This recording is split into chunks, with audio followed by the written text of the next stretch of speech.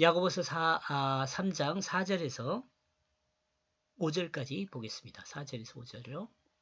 그러므로 봐라, 또한 저 큰 배들이 있다. 그리고 거친 바람으로 운항하는 것을, 그것은 작은 키에 의하여 방향을 바꾼다. 심사숙고하여 그 키를 잡고 그 뜻 안에 어느 곳이든지 움직입니다. 그 뜻 안에서 어느 곳이든지 움직인다. 입에 재갈을 물리는 것에 대해서 비유로 설명을 했죠. 비유로 예를 빼도 되겠죠. 입에 재갈을 물리는 것에 대한 예로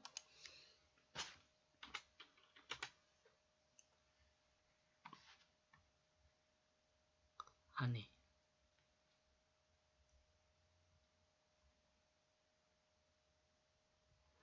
입에 재갈을 물린 것에 대한 예로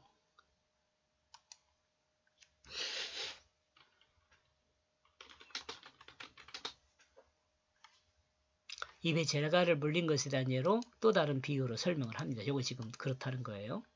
큰 배가 거친 바다를 타고 운항할 때 큰 배가 거친 바람을 타고 운항할 때 그 배의 방향을 조정하여 목표점을 향하게 하는 것은 배의 키가 한다는 것입니다. 그죠? 동력선도 마찬가지고 여기서는 지금 그 바람을 이용하는 돛담배를 이야기하는 거죠. 돛담배 하니까 여러분 쬐깐 그 작은 돛 하나짜리 이야기하는 것이 아니고 돛 여러 개 달고 있는 배가 있잖아요. 그런 배를 이야기합니다. 그렇게 큰 배도 또 동력선도 마찬가지예요. 큰 동력선도 이 키가 그 방향을 정하잖아요. 지금도 이것은 여전한 것 같아요.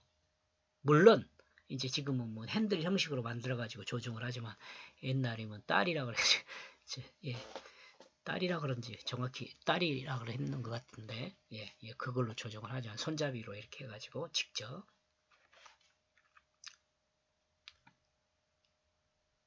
그런데 배의 키와 사람의 입을 동일하게 두고 비유를 설명하고 있습니다. 배의 키와 사람의 입을 동일하게 두고 설명하라. 여기 입은 말이라고 말. 언어라 그럴까요?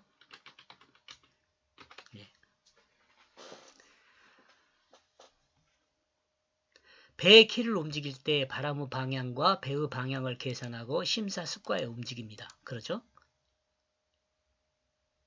그러므로 사람의 입도 심사숙고하여 움직여야 한다고 지금 말하고 있는 것과 같죠. 배의 키가 목표를 향할 수 있도록 조정하는 것과 같이 사람의 입의 그 말도 결국은 생각하며 말할 수 있게 되어야 한다는 것을 말하고 있습니다. 이러므로 사람의 말은 즉흥적이 되어서는 안 됩니다. 말의 결과를 생각하며 말에는 언어가 되어야 합니다. 말하는 언어가 되어야 합니다. 언어. 말이나 언어나 같이 말씀은 그렇잖아요. 말, 언어, 사람이 사용하는 말.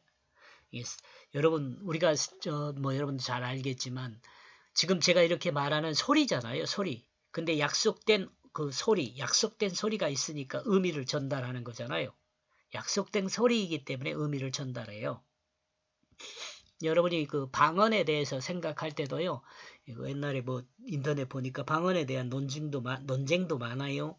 방언이 뭐 무용하니 또 방언이 있어야 하느니 뭐 이런 이야기 하는데 이 성경에서 인정하는 것을 자기 지식으로 조금 시대가 바뀌었다고 부정하면 안 돼요. 저는 그렇게 생각해요. 방언도 있어요, 여러분. 근데 방언을 정확히 이해해야 돼요. 방언이 뭐예요? 소리 플러스 의미예요. 소리 플러스 의미. 소리의 의미가 담아 있는 것은요, 방언이에요. 소리의 의미가 담겨 있는 것은 방언이에요. 성령을 받은 사람은요, 이 방언을 해요. 이 방언.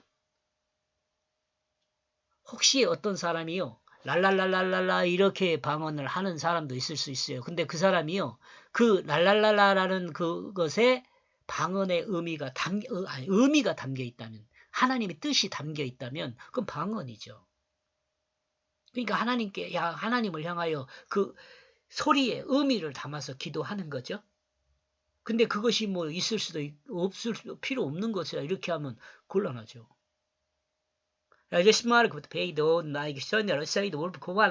이런 뭐 여러 가지 이 소리라고 할지라도 여기에 의미가 있으면 그게 방언이라는 말이죠. 이게 방언, 저는 생각할 때 방언 무시하면 안 돼요. 성경에 기록하고 있는데 왜 자기가 뭔데 성경 말씀을 무시해요?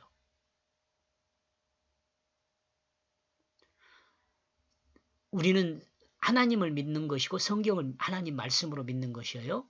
그럼 하나님 말씀을 뭐 있는 거 없을 수도 있다. 이거 필요 없다. 이렇게 가면 곤란해요. 여러분.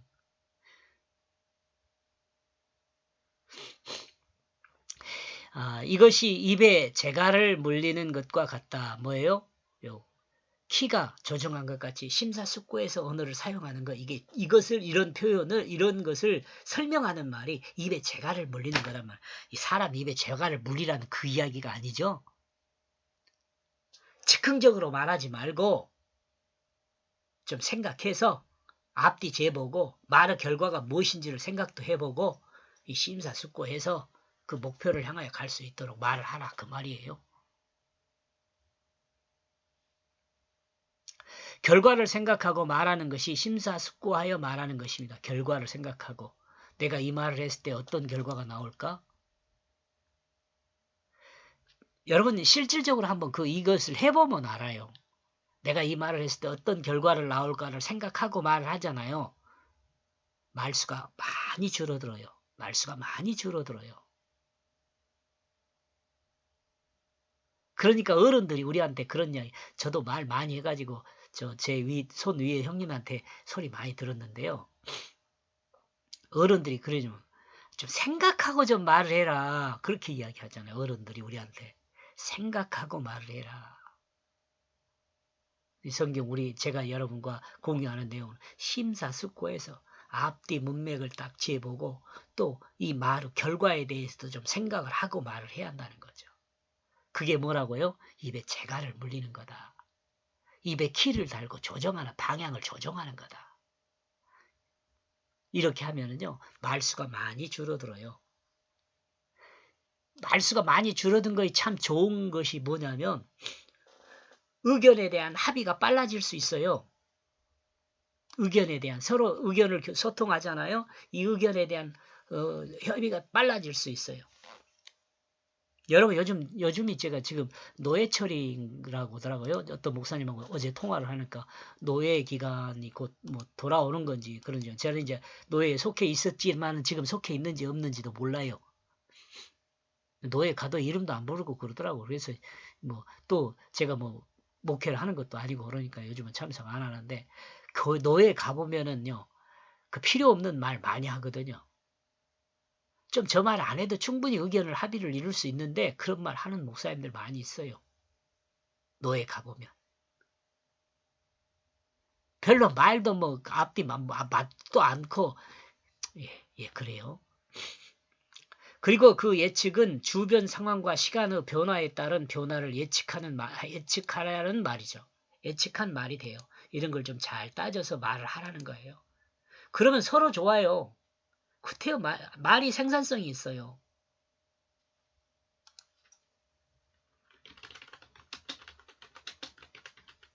말에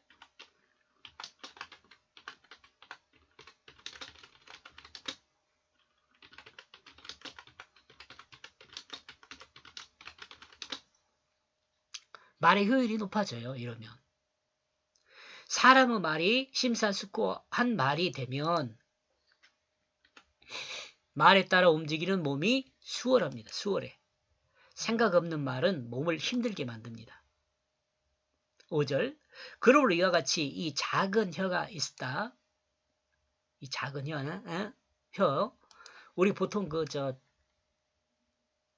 배 키를 혀라고 해요. 또 매우 대단하게 이야기한다. 봐라. 얼마나 작은 불이 어떻게 나무를 태우는지. 요 부분은 산불 생각해보면 될 수 있을 것 같아요. 산불. 지난번에 강원도에 산불 났을 때 그 생각, 페트병에 모르겠 정확히 제가 모르는데 그때 당시에 뭐 수사하고 그런 때 페트병에 불빛이 그 불이 있어가지고 불빛이 저 돋보기 역할을 해가지고 불이 난 것이 아니냐 이런 말도 했어요. 그 엄청난 불을 낸 거잖아요. 얼마나 작은 불이 어떻게 나무를 태우는지 생각해봐라. 여기 지금 불하고도 말을 하고 있지만 우리 언어, 나와 여러분이 사용하는 말 있잖아요. 이 말이 얼마나 크게 문제를 일으키는지 생각해봐라는 거죠.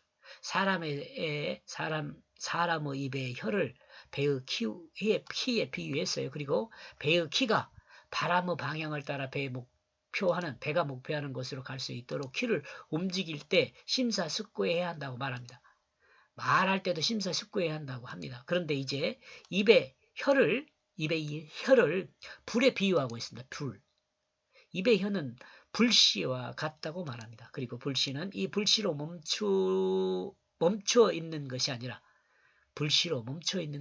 나무를 태우는 상상하기 힘든 일을 하게 된다고 말을 합니다. 그러므로 입의 혀도 상상하기 힘든 일을 하게 된다는 것을 드러내죠. 말이요.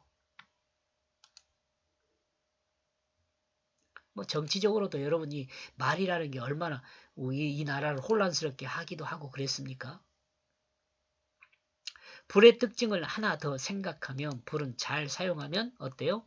사람에게 아주 유용한 것이지만 그죠? 불은 정말 사람에게 유용한 것이에요. 불 사용에 실수가 있으면 큰 사고를 감수해야 합니다. 이 언어도 똑같다는 거죠.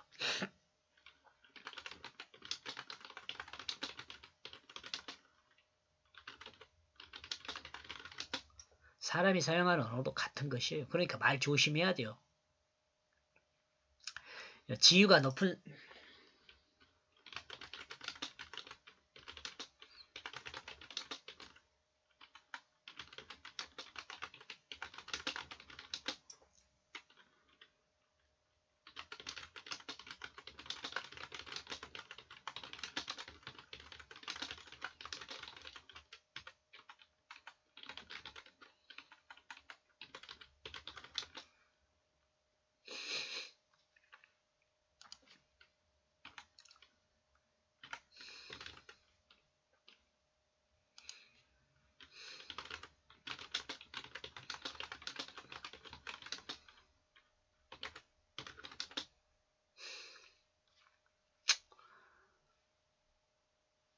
지위가 높은 사람은 말 더 조심해야 돼요. 여러분. 목사님들도 말을 조심해야 돼요.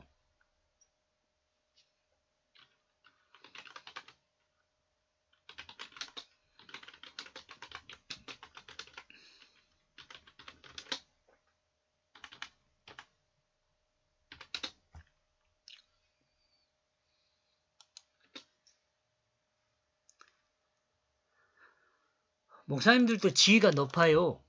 여러분. 아무리 개척교회 작은 목사님이 뭐 이렇게 이야기해도 아니요.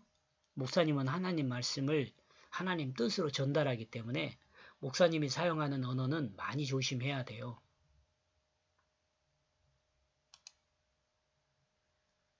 지위가 높은 사람의 말에는 권위가 있기 때문입니다. 그러니까 말을 막 썸뻑썸뻑하게 한다. 제가 그런 말을 들었습니다. 죄송합니다.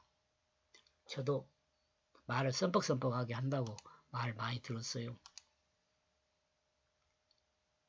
근데 어렸을 때 그렇게 했으니까 그러므로 말에 대한 책임도 커져요. 지금 제가 하는 말은 지위가 높은 사람 말할 권위가 있기 때문에 그러므로 말에 대한 책임도 커요.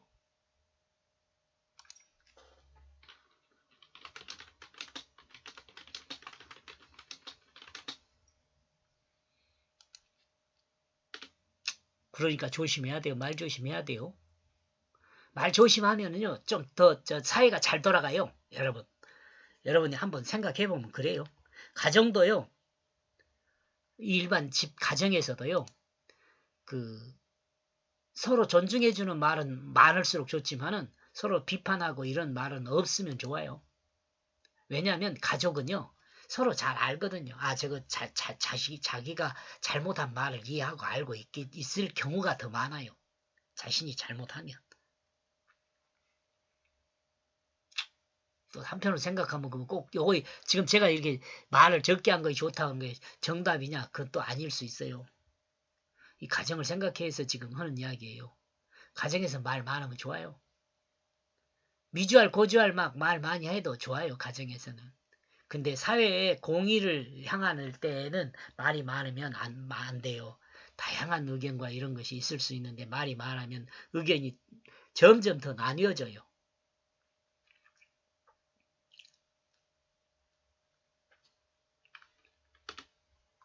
불을 설명하면서요.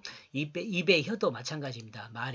말을 잘하면 모든 사람을 이롭게 하지만 말을 잘못하면 어째요? 관계를 깨뜨릴 뿐 아니라 나라와 나라의 전쟁의 원인이 되기도 해요. 또한 한 영혼을 지옥 백성이 되게 하는 수도 있어요. 말 중요하겠죠? 여기까지 보겠습니다. 고맙습니다.